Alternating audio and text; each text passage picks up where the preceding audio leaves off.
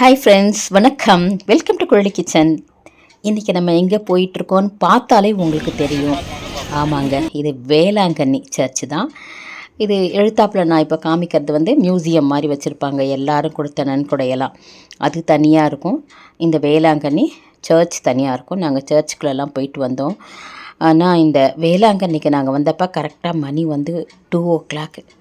வெயில்னா வெயில், எப்படியே சன்னு ஸ்ட்ரா போட்டு உறிஞ்சிட்டோம். எல்லாம் டீஹைட்ரேட் ஆகி மயக்க நிலைக்கு போயிட்டோம். ரொம்ப டல்லாகிட்டோம். அதனால் ரொம்ப எல்லாருக்கும் சுத்த முடியல. போய் வேளாங்கண்ணி போய் மாதாவை பார்த்துட்டு அப்படியே அங்கே ஒரு ரவுண்ட் அடிச்சுட்டு வெளியில் வந்துட்டோம். வேறு எதுவும் இங்கேருந்தே அந்த டொனேட் பண்ணுறதெல்லாம் மியூசியம் மாதிரி வச்சுருப்பாங்க. அது நான் பார்த்துருக்கேன் முன்னாடியே.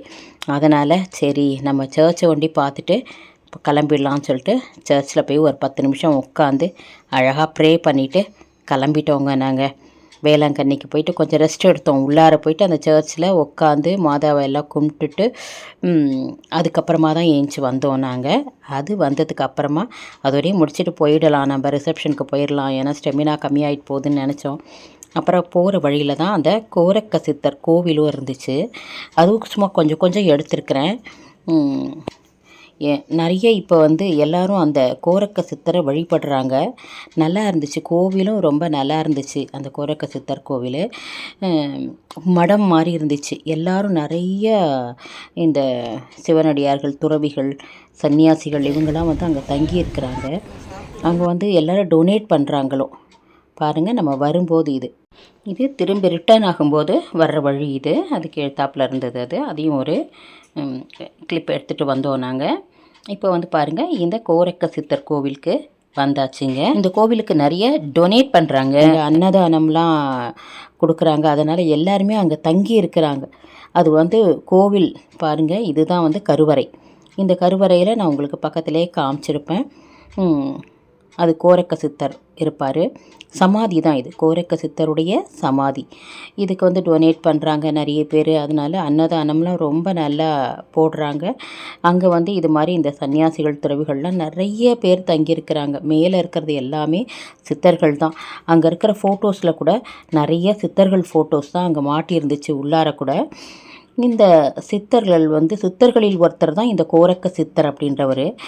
இந்த கோரக்க சித்தர் கோர்க்நாத், போயூர், குஜராத்தை சேர்ந்தவராம். இவர் குஜராத்து, ராஜஸ்தான், ஊபி, ஒரிசா இங்கெல்லாம் ரொம்ப ஃபேமஸாக. அவர் நாத் அப்படின்ற ஒரு சைவ சித்தாந்த பிரிவு இந்த தமிழ்நாட்டிலும் மற்றும் பல இடங்களிலும் கோரக்கர் என சித்தர்கள் வாழ்ந்து மக்களுக்கு சித்த வைத்தியம் செய்கிறாங்களாம். சித்த வைத்தியம் செஞ்சிட்ருக்காங்க. நிறைய பேர் இந்த சித்தர்களை வழிபடுறாங்க. எல்லாருமே சித்தர்களை வழிபடுவாங்க இல்லைங்களா? அது மாதிரி தான் இந்த கோரக்க சித்தரையும் அவருக்காகவே ஒரு தனி கோவில் இருக்குது. கோரக்க சித்தர், அவர் கூட இருந்த சித்தர்கள் எல்லாமே. இதான் சமாதி, அவருடைய கோரக்க சித்தருடைய சமாதி. இது ஜீவ சமாதி அப்படின்னு சொல்லுவாங்க.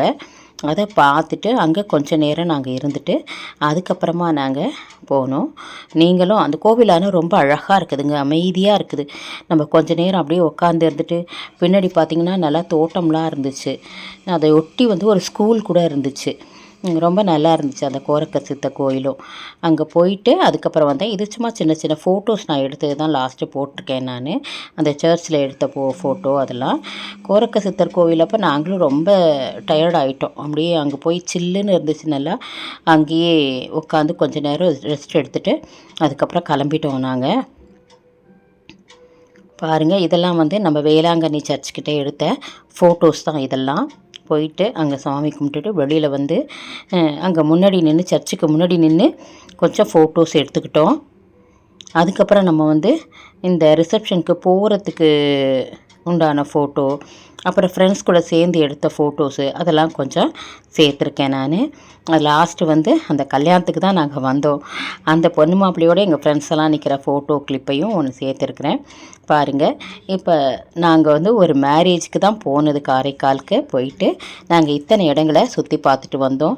நல்லா எங்களுடைய ஃப்ரெண்ட்ஸும் கோஆப்ரேட் பண்ணாங்க. நல்லா விருந்து உபசாரம் பண்ணாங்க. எங்களுக்கு ரூம்லாம் போட்டு எல்லாம் கார்லாம் அரேஞ்ச் பண்ணி நாங்கள் போய் சுற்றி பார்க்கறதுக்கெலாம் ஏற்பாடு பண்ணாங்க. ரொம்ப நல்லா இருந்துச்சு. ரொம்ப சந்தோஷமாக நாங்கள் போயிட்டு வந்தோம். அதை தான் நான் உங்களோடையும் ஷேர் பண்ணியிருக்கிறேன். கண்டிப்பாக உங்களுக்கு இந்த இடங்கள் எல்லாமே பிடிச்சிருக்கும் அப்படி தான் நினைக்கிறேன். நான் இப்போ தான் ஃபஸ்ட்டு பார்க்குறேன் இந்த இடங்கள் எல்லாமே. காரைக்காலில் நான் போனதில்லை, இதான் ஃபர்ஸ்ட் டைம் நான் போயிருக்கிறேன். இது வந்து நாங்கள் ரிசப்ஷனுக்கு ரெடியாகி போனது தான் இது. அதுக்கப்புறம் அங்கே வந்த ஃப்ரெண்ட்ஸ் எல்லாம் ஒரு கிளிப் எடுத்ததெல்லாம் நான் கொஞ்சம் ஆட் பண்ணியிருக்கேன். ரொம்ப எடுக்கலை. ரிசப்ஷனில் அவங்க நல்ல வீடியோ எல்லாமே ரொம்ப கிராண்டாக பண்ணாங்க. அதனால் ஜஸ்ட்டு ஃப்ரெண்ட்ஸ் கூட எடுத்த கிளிப்ஸை ஒண்டி நான் சேர்த்துருக்கேன். கண்டிப்பாக உங்களுக்கு இந்த வீடியோ பிடிச்சிருக்கும் அப்படின்னு நினைக்கிறேன். அப்படி பிடிச்சிருந்தா குழலி கிச்சன் சேனலை like, share, comment and subscribe my dear friends.